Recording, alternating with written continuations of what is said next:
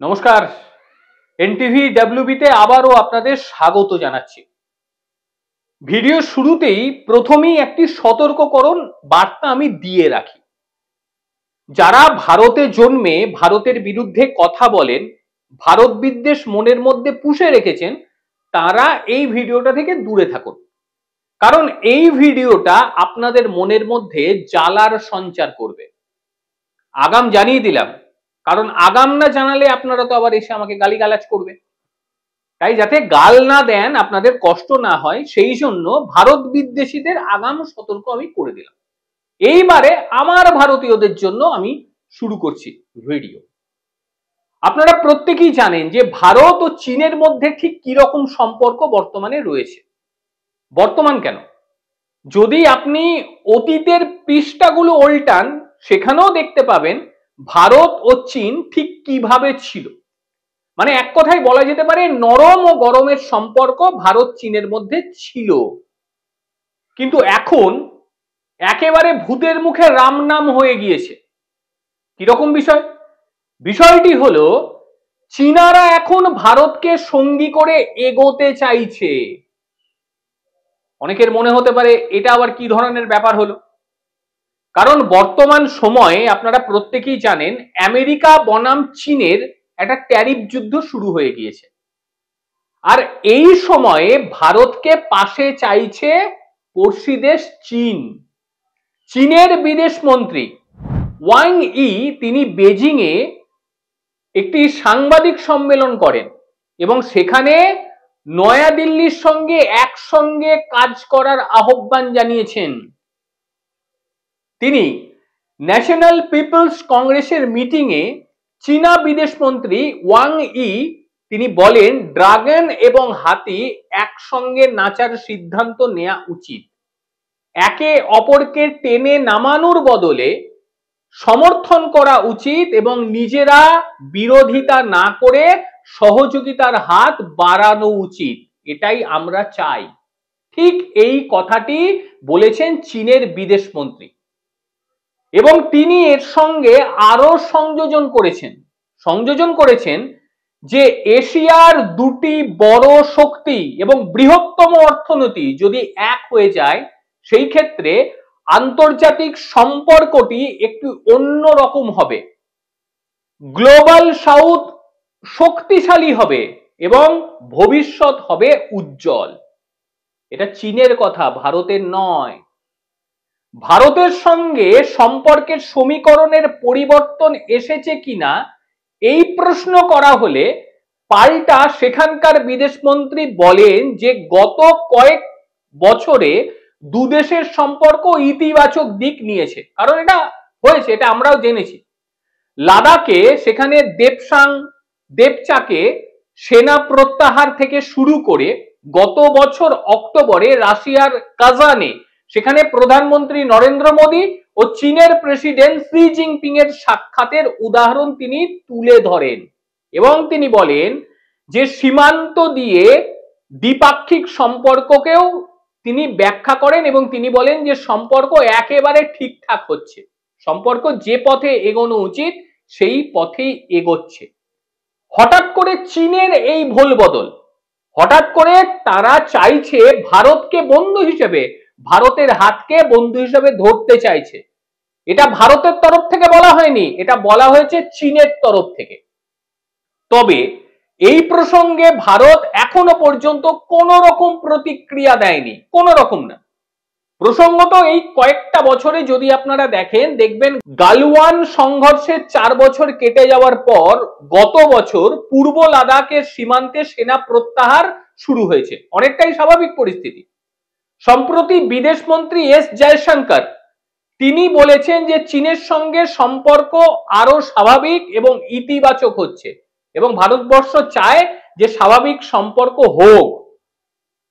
এগুলো তো সব ঠিকঠাক গেল, কিন্তু মূল যে প্রশ্ন, সেই প্রশ্ন হচ্ছে চীন হঠাৎ করে ভারতের হাত কেন ধরতে চাইছে, কারণটি কি? কি কারণ?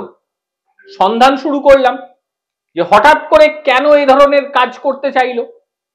তখন বুঝতে পারলাম যে চীন থেকে যে সমস্ত কোম্পানির উপরে ভর করে চীন চলছিল, সেই সমস্ত কোম্পানি চীনকে ছেড়ে ভারতের দিকে শিফট করতে শুরু করে দিয়েছে। একেবারে বাস্তব, গুগল করবেন আপনারা, প্রত্যেক ক্ষেত্রেই গুগল করে জানতে পারবেন যে কি কি হয়েছে, সবটা বলবো।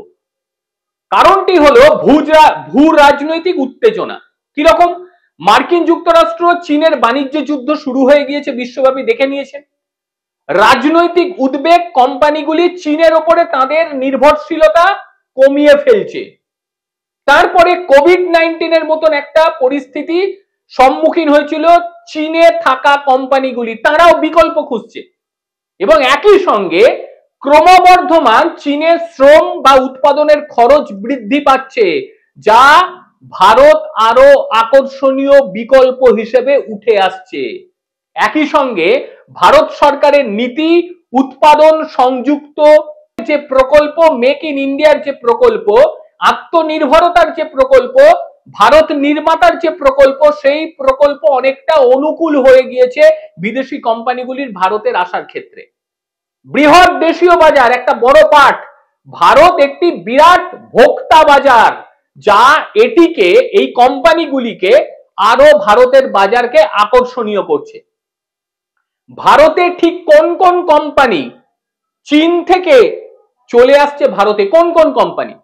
এক নম্বর যদি নামটি বলি, সেটি হচ্ছে অ্যাপেল, ফক্সকন, পেগাট্রন, উইন্ড্রনের মতন যে সমস্ত কোম্পানি যারা আইফোন উৎপাদন ও সম্প্রসারণ করে, তারা ভারতের দিকে ঝুঁকছে। স্যামসাং, তারা ভারতের দিকে বিপুল বিনিয়োগ করেছে। এর মধ্যে তারা একটি বিরাট ডিসপ্লে উৎপাদন ইউনিট ভারতের মধ্যে স্থাপন করে দিয়েছে। একই সঙ্গে টেসলা নিয়ে খবর হচ্ছে, আপনারা শুনেছেন, এরা ভারতে কারখানা স্থাপন করতে চাইছে। এবং একই সঙ্গে ডেল, এইচপি, লেনোভো ল্যাপটপ বা পিসির স্থানীয় উৎপাদন তারা বাড়াচ্ছে।